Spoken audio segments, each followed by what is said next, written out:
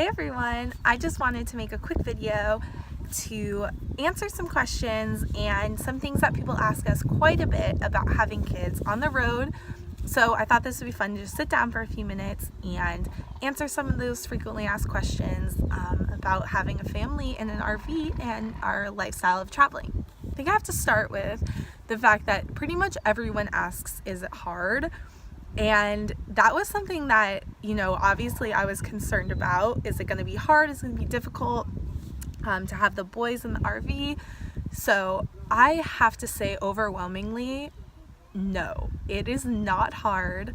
I think it's all about attitude and it's all about perspective. And if you have an attitude of adventure and adaptation and going with the flow, you're gonna be just fine with your kids. I think it's really important that, or to realize that the parent's attitude towards things really rubs off on your kids. So the kids were super great moving into the RV, and I think that's because we just kind of made them excited about it and just made new routines right away, and they have never one day had a problem.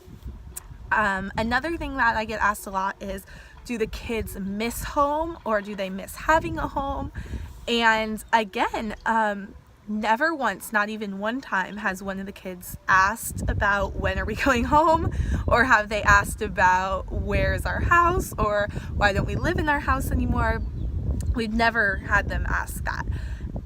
From the day we moved into the RV, we just started calling it home, and that's what they call home. And they miss people, or they know that when we go back to Florida and we see family and friends at home, they know that that is home and where we came from and who Mom, we came we from. need you. We need. Okay, so excuse him. All right, so yeah, our kids have never wondered where home was, because they just know that this is home, and we've made it home for us, and we love it. Another question I get a lot is about bedtime routines, or bedroom space, and how the kids have adapted to their room and sleeping in their room and all that.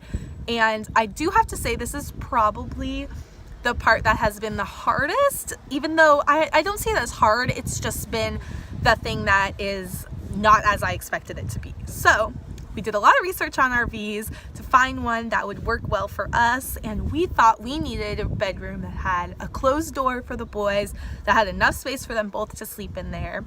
And in theory, that was a great idea. So we got an RV that has a back bunk room, and it's got 2 bunk beds and then a space underneath that we put the pack and play, because Landon was only 13 months when we moved into the RV. So he had his crib.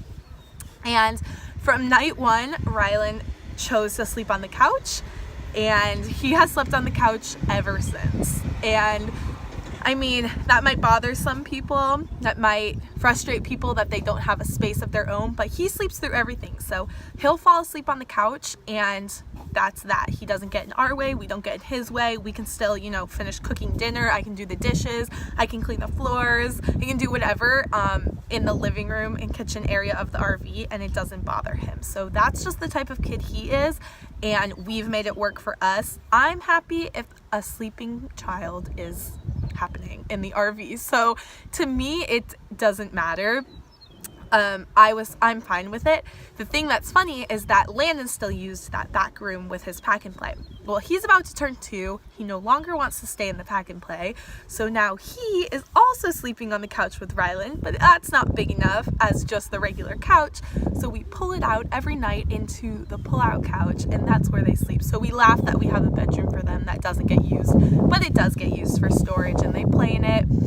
When we have people like my mom come stay, she can sleep in the back bunk room.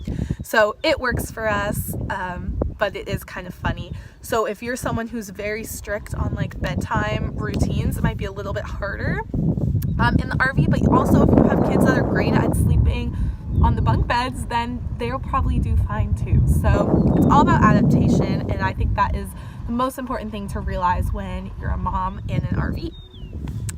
I think one of the next things that we get asked a lot about is social life for the kids. And this one, I always find it very interesting, because we are kind of social people anyway, my husband and I, and we like to meet new people. We meet people online, we meet people in real life. And so for us, kind of being out and exploring and, you know, being in new places all the time and being at new campgrounds with new neighbors all the time, it's really expanded our, you know, desire to meet and talk with people. And our kids are like 100% on board with that. They make friends with everyone at our RV parks. They make friends with the kids at the playground. We own a company, Yak Tribe, as many of you know, but if you don't and you just stumbled upon this video, we own a company that is a national kayak fishing community, and the whole idea of it is meeting up with other people in a community aspect. And that is what kind of drove us to go on the road. So we meet up with these families and friends that are part of our community all the time. So our kids are totally not deprived of a social life at all. In fact, it's way more than when I was just at home with them most days in our apartment and going to a mom's group once a week or something like that. They are exposed to people every day, new places, new experiences, and watching them learn and grow has been seriously amazing. So I don't think that should stop anyone. Kids are not going to be weird if they're, you know, traveling. I think it gives character, teaches them culture and diversity and a love for just meeting new people and experiencing new things. And I think that is like one of the best things that you can teach your kids. And going along with that, people ask us also all the time, what are we going to do when it's time to start school?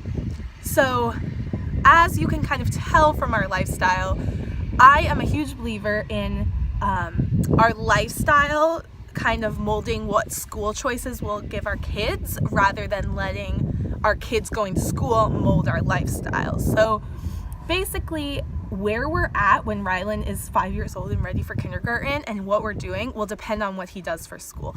If we are still loving living in the RV and traveling around, then that's what we'll do, and we'll find a great homeschooling service and he will learn on the road with us.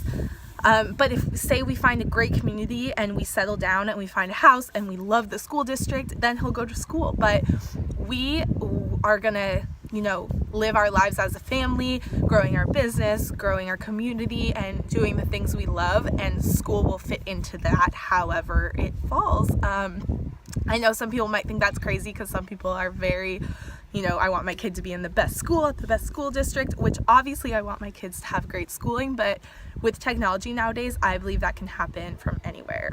So to me, it's not really a priority that we need to be done with traveling by the time they're in school or not. To me, it's really just about what's going to work best for our family at that time. But Rylan's only 3.5. We have a little bit more time, so we're not really sure what we're going to be doing. So I think that's all I really have for now. Please ask us any questions in the comments below or find us on social media, because I know there's a million more questions and I love to talk to people about it. And if you guys have a lot of specific questions about us as a family, we'd love to do a family Q&A soon to answer all of those. So thanks for watching.